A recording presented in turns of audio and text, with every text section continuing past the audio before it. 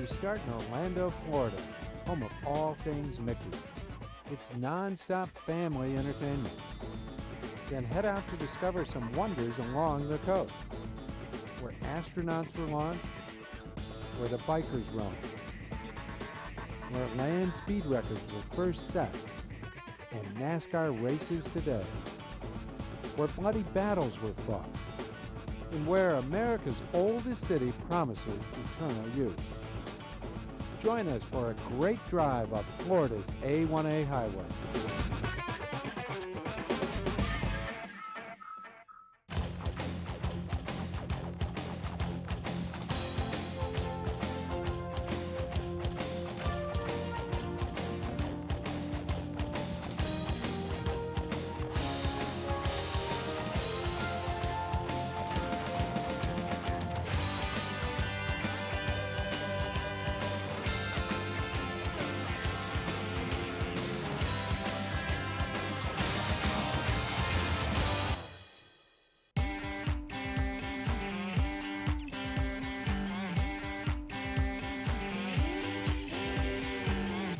Every year, over 49 million people make the trek to the Valhalla of Mickeydom, Orlando, Florida.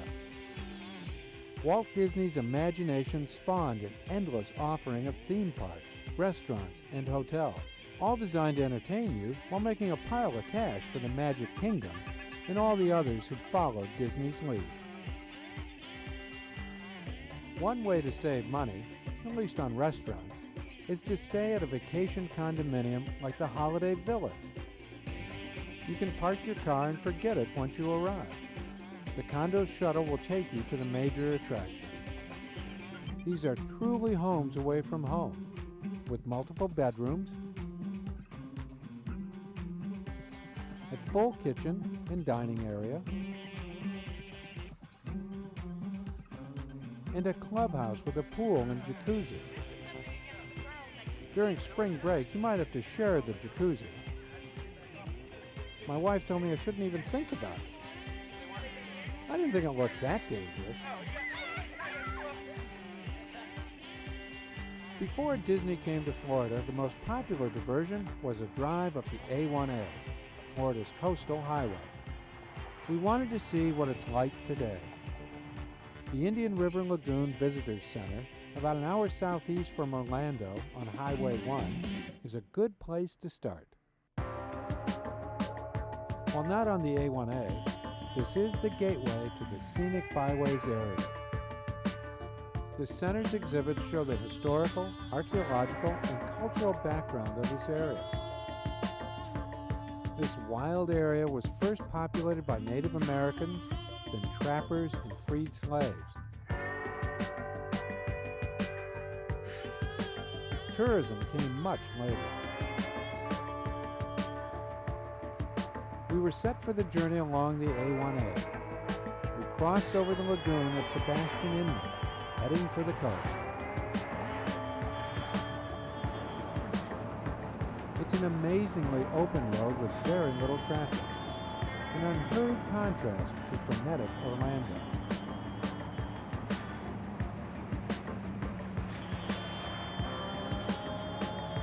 First stop, the Pelican Island National Wildlife Refuge.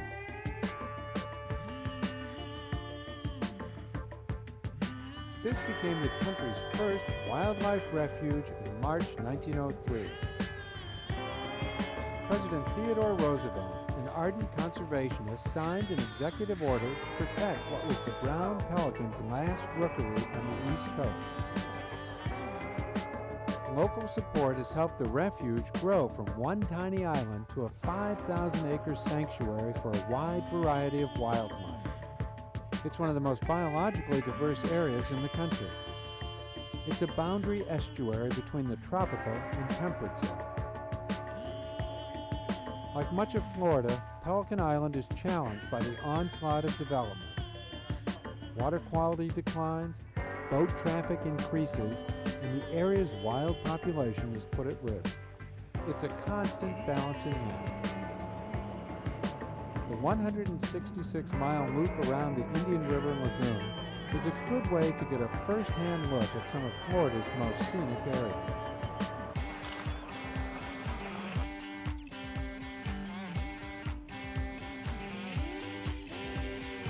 At the top of the loop is the Canaveral National Seashore and Merritt Island National Wildlife Refuge.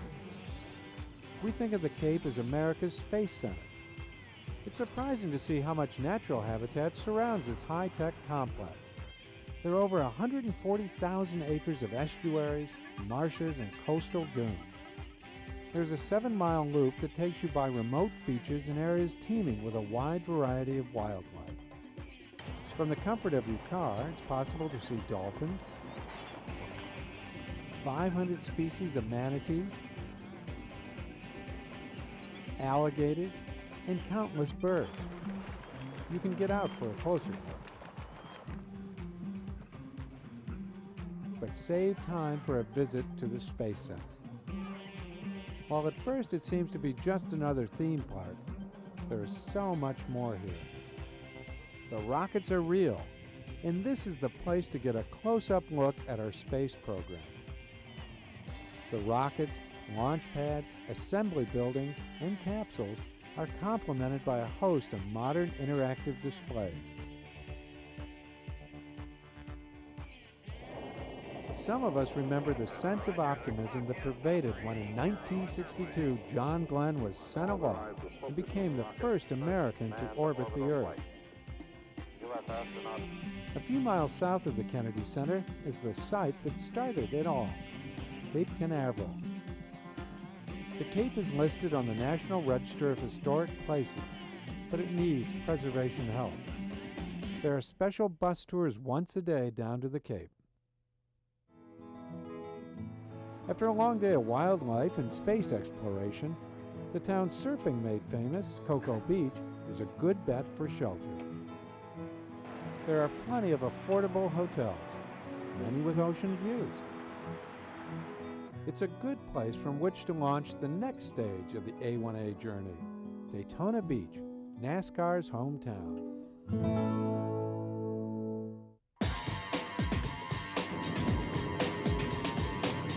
NASCAR has become the fastest growing sport in the United States.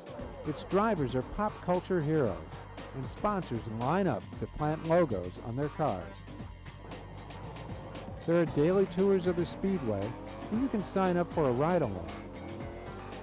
The Richard Petty driving experience offers 3 high-speed laps around the Speedway's banked turn. If this isn't enough for your inner Earnhardt, it's possible to take some laps behind the wheel. None of this is free, but it will get your motor running.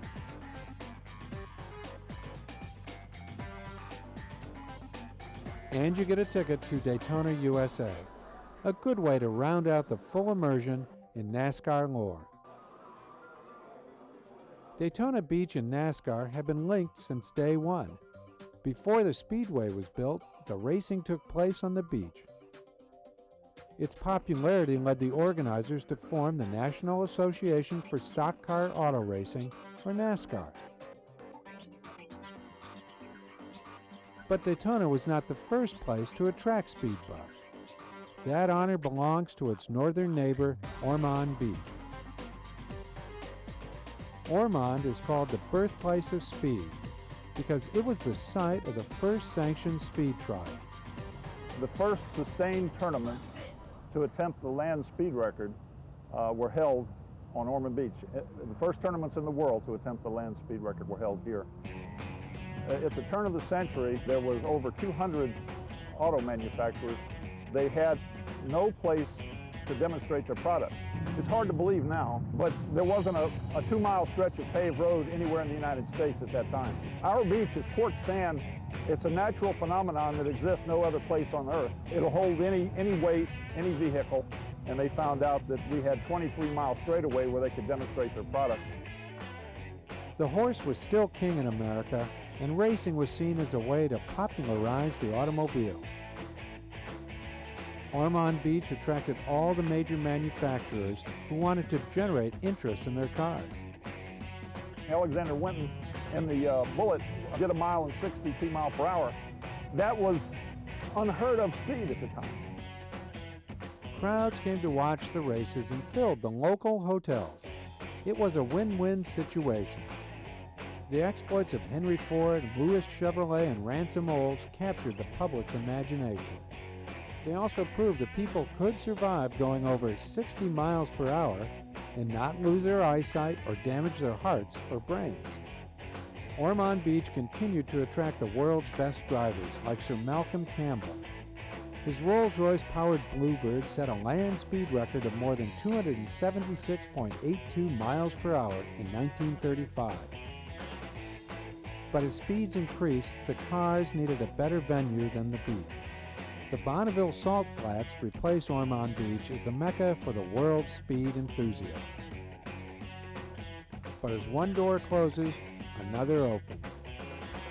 A group of racing buffs and local entrepreneurs started to promote stock car racing on the beach in nearby Daytona. The rest is, as they say, history. Daytona also attracts those who get their kicks on two wheels. The annual Bike Week draws over 600,000 people to Daytona for a 10-day festival. While any type of motorcycle is welcome, the favorite brand is clearly Harley Davidson.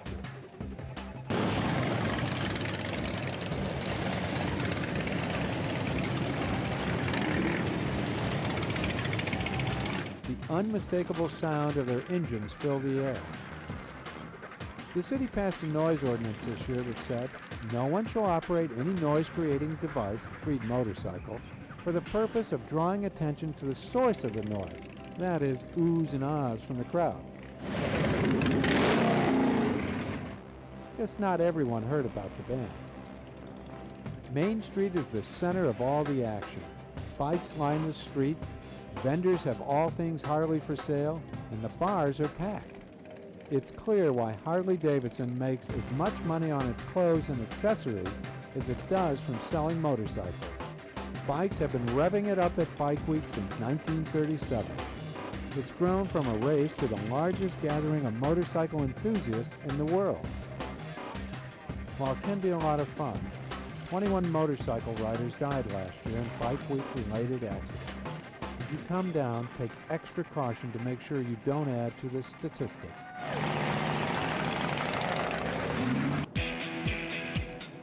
After a night in Daytona, we were back on the A1A headed for St. Augustine. We still saw a lot of bikes on the road. Bike Week spills over as the riders turn into sightseers. This portion of the A1A is one of Florida's scenic and historical highways. There are miles and miles of nearly deserted beaches that are perfect for a romantic walk on the sand, or for a moment of quiet contemplation. Something that the beach's namesake, folk singer Gamble Rogers, would have appreciated. He died in 1991 while trying to save a drowning man. The Gamble Rogers State Beach is part of a 3-mile-long barrier island that's teeming with life. A walkover has been built to provide access to the beach without endangering the fragile plant life on the dunes. It's a good beach for swimming and surf fishing. It's also good for shell collecting. Across the A1A, the park has a boat ramp that provides access to the Intercoastal Waterway. The picnic area and campground round out this popular family-friendly destination. 3 miles north of Gamble Rogers is the town of Flagler Beach. It was named for John D. Rockefeller's partner in Standard Oil. He never lived here, but his unflinching love for Florida started the tourist stampede. The pier is a favorite for fishing, and the waves south of it attract the surfers. The water temp is about 70 degrees all year round. The whole area exudes a sleepy fishing community charm. We would have stayed, but we had more to see. 14 miles south of St. Augustine, we crossed the Matanzas Inlet and entered Anastasia Island. We were going to take a ferry to visit a Spanish military outpost built in 1740. It was hard to imagine that this tranquil inlet was the site of a massacre. In 1565, Spanish troops slaughtered nearly 130 shipwrecked French sailors. The Spanish admiral knew the French were under orders to destroy St. Augustine. He showed them no mercy. From that time on, the inlet was called Matanzas, which means massacre in Spanish.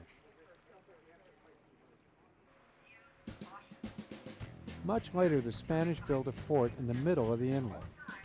They realized that this was a back door into St. Augustine. A blockade of the inlet, combined with a frontal assault on the town, could force them to surrender or starve. Since St. Augustine was charged with protecting the treasure-laden Spanish galleons as they headed home, this was not an option. They built the small fort using coquina, a local shellstone. Lime for mortar was made by burning oyster shells. It was 50 feet on each side, with a 30-foot tower, tall enough to give them a view miles out to sea. The 5 cannon were larger than most ships' cannons and could easily hit an invader before any hostiles could return fire.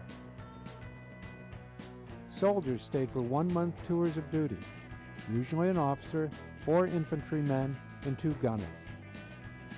The soldiers slept, ate, and lived together in a sparsely furnished room. They believed that bathing was unhealthy. After 30 hot summer days, the air must have been pretty ripe. When the fort repulsed 2 British attacks in 1742, it proved its value. We took the free ferry ride back. It was time to see the city the fort once defended. As you approach St. Augustine, the A1A passes one of the nation's great lighthouses. Its 219 steps take you to the top of the black and white striped tower. Opened in 1874, it replaced a Spanish light station operating since at least 1586, when Sir Francis Drake, attracted by the light, stopped by to burn the city of St. Augustine to the ground. Just past the lighthouse is the Bridge of Lions, gateway to the rebuilt city. Founded in 1565, St. Augustine is the nation's oldest city. 3 generations of Spaniards had grown to maturity in the streets of this town by the time Jamestown was founded in 1607. The city's first urban renewal plan is dated 1620, the year the Pilgrims arrived at Plymouth Rock. Near the Avenida Menendez, the A1A swings along the bayfront to the Castillo de San Marcos. It's the oldest masonry fortification in the United States. This massive fortress was built from 1672 to 1695 after pirates had killed 60 of St. Augustine's men, women, and children. Throughout its history, the fort has provided haven for the town's residents. Despite numerous attempts by pirates, the British, and Americans, the fort was never captured. We continued going north. We wanted to see the famed Fountain of Youth. The site is owned by a private company, and it has the look of kitschy Florida tourist spots from the 1950s. But it's hard to resist. The site was once a village occupied by the Temecula Indians for over 1,000 years. It's believed that Spanish explorer Ponce de Leon came ashore here in 1513. 52 years later, the city of St. Augustine was founded here. What became known as the Fountain of Youth was a natural spring that provided the Indians with fresh water. Its high mineral content gives it a distinct taste. The guides told us that this is good for you. Yeah, it's a very high in sulfur. There's also a lot of magnesium and other minerals in it, which is very good for you.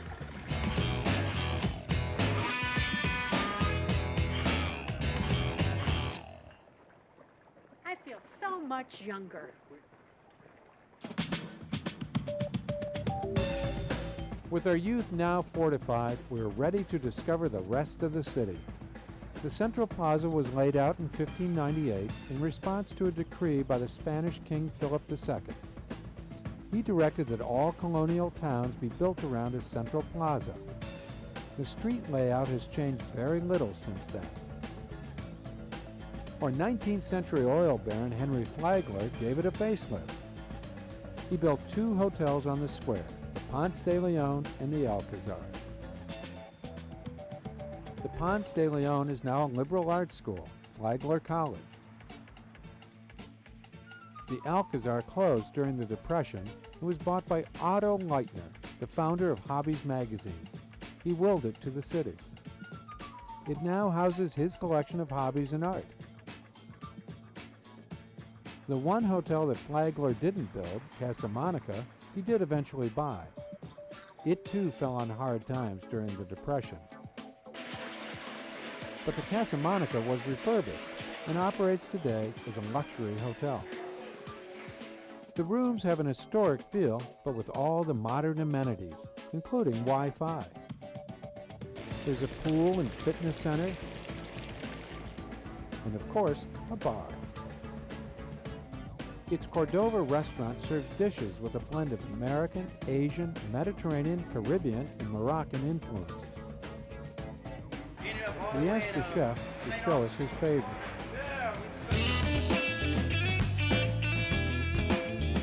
This is gnocchi pasta with vodka tomato sauce. My favorite gnocchi pasta. This is my actual basil and spinach mixed together. Then I'll hit it with some of my vodka sauce, tomatoes.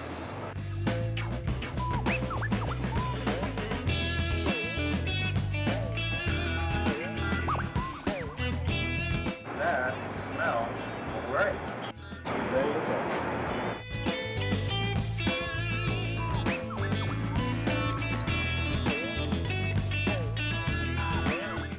Oh, it's lovely. It's a creamy But you can tomato. still taste the tomatoes. Absolutely. And the cheese. I don't have to eat it all.